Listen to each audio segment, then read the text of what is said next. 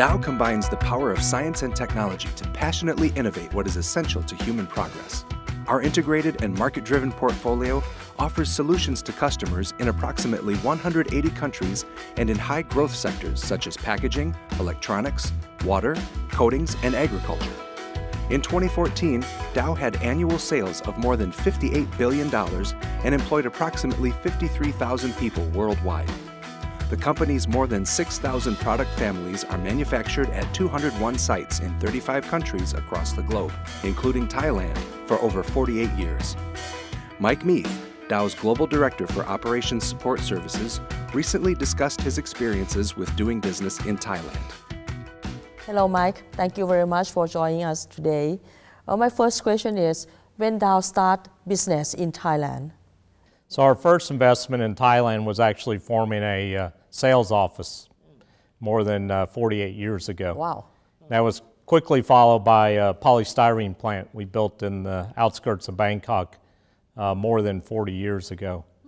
The second wave of investment was really in the 90s when the chemical industry moved to the eastern seaboard in Rayong. And there we built a polyethylene, polystyrene, styrene, polyol, and a latex facility.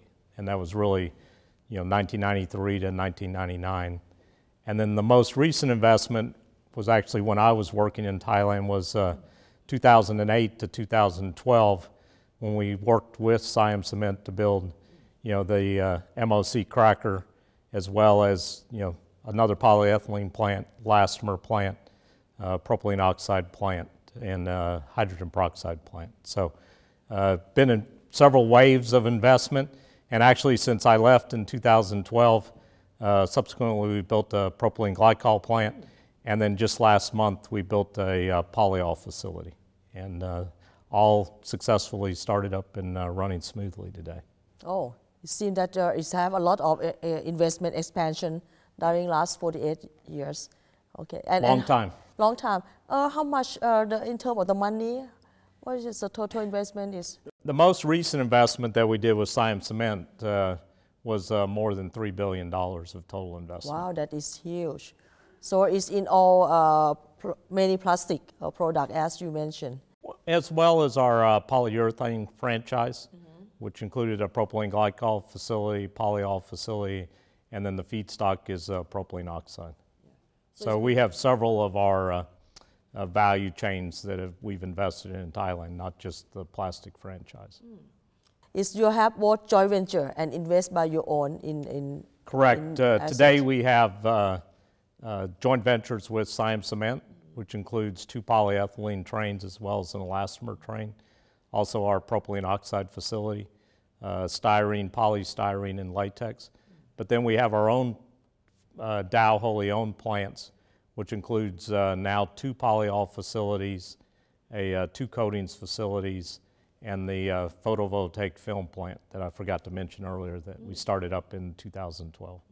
So we probably half and half as far as number of facilities that are joint venture and those that are Dow wholly owned. So it seems that Dow invests a lot in Thailand. What is the criteria or the factor that make Dow make decision to invest in Thailand like this? I think it was many factors that were involved, not just a single factor. I think one that I'd like to highlight is the people. The employees today, we have over 160 in Bangkok and over 900 in Moptaput. And I think the education level in Thailand was outstanding. The caliber of the engineers and chemists and even technicians that we were able to hire in Bangkok is truly world class. I think they're able to interact with Dow businesses globally. So I think that's one factor, is the quality of the people. I think it's also the market. The location in Thailand is a central location that's easy to do business in, all of Asia and even in, part of Southeast Asia. So I think that's another key factor. I think our partner, Siam Cement, that we were able to work with, the accessibility to feedstocks and energy, and I think the infrastructure in Thailand we found to be outstanding. The Moptaput chemical complex is truly world class, and everything's there to support us from infrastructure, but also from service providers. What is about the rule, regulations, or the government's or service, anything that is a supportive factor or is a problem? You know, I think there's a good dialogue going on between, the industry and the different organizations within the industry working with the government. I can say from my time there was good dialogue, good collaboration, and we were able to work through questions or issues in support of our Thai growth project there. And I think that the Thai government is offered any incentive package for Dow also. Yeah, I think working with you all and the Board of Investment as well as other government agencies, we were able to get whatever support we needed, whatever incentives to help attract the investment to Thailand. So, Mike, one question that I think that other investors always ask is about the problem of the English language for Thai workforce. Do you have any problem with to deal with your workforce in English? No, I would say that technical professionals, so in our case, chemical engineers, mechanical engineers, electrical engineers, chemists, had very good English skills, and we had no communication issues at all. And in fact, I would even say that a lot of the Thai employees that have worked for Dow have now taken global jobs in Dow. And I think today there's more than 10 of them working in the United States. So their English skills good enough that they can travel to Texas or to Michigan and be fully employed here. So for the technicians, I would say what I found, my personal experience is the longer they worked for Dow, the better their English skills became.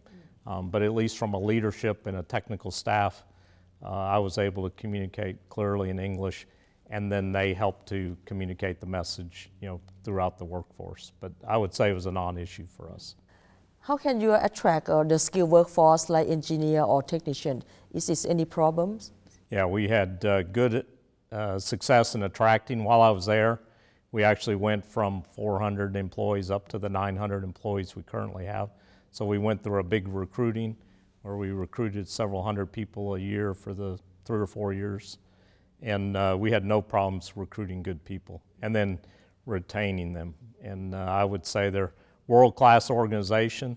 The performance that we see out of our plants in Thailand is as good or better than what we see in the rest of the world. So really a testament. And we operate the facility in Moptaput with a minimal of 1 to 2 expats from other locations. So 898 of them are local Thai employees. And the standard is quite equal to the plant in the U.S.? Sometimes better. Oh, thank you for that. Okay. Usually better. And one question that the investor always asks, it seems that we have some news about the political problem, political unrest in Thailand. Do that kind of issue is a problem for the business operation? Is have to stop or have to any problems on that?